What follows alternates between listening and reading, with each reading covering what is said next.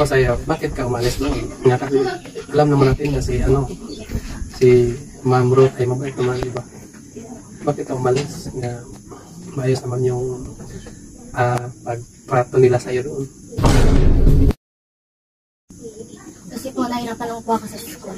Tsaka matapang po kasi yung mga klase ko po.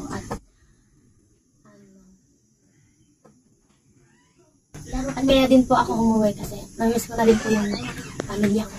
At gusto ko na din po silang nakasama. Hello mga kababayan, Elma's Vlog ay bumabati ng isang mapagpalang araw, saang sulok man kayo ng mundo naroon naway nasa mabuti kayong kalagayan. Magbigay tayo ng reaction video. Peking Bombay, binisita si Madeline. Para kumustahin siya at ang kanyang pag-aaral, lingid sa kaalaman ng mga viewers ni Ma'am Ruth, at pugong be a hero, na si Madeline ay umuwi siya sa Davao, bago magpasukan. At sa desisyon niya na yon, marami ang nanghinayang. Pinayuhan siya pero nanaig pa rin ang kagustuhan niyang umuwi sa kanila at doon na ituloy ang kanyang pag-aaral. At tinanong siya ni Peking Bombay, kung ano ang dahilan sa kanyang pag-uwi sa kanila, na mabait naman ang kanyang tinitirhan sa Manila na sila Ma'am Ruth.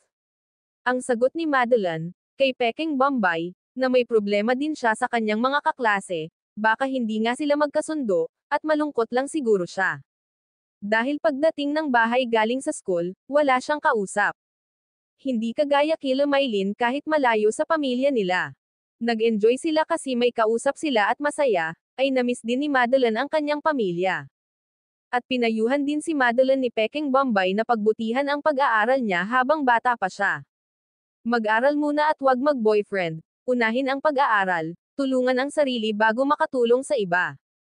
At nangako naman si Madeline na kahit mahirap ang buhay mag-aaral siya para makamit ang kanyang pinapangarap, at inabutan din ni Peking Bombay si Madeline ng pangbaon-baon niya sa school, at masayang nagpapasalamat kay Peking Bombay. Mapanood ang full video sa channel ni Peking Bombay, please watch, subscribe and don't skip ads, ganun na rin sa aking munting channel Elma's Vlog, please support. Maraming salamat mga kaibigan.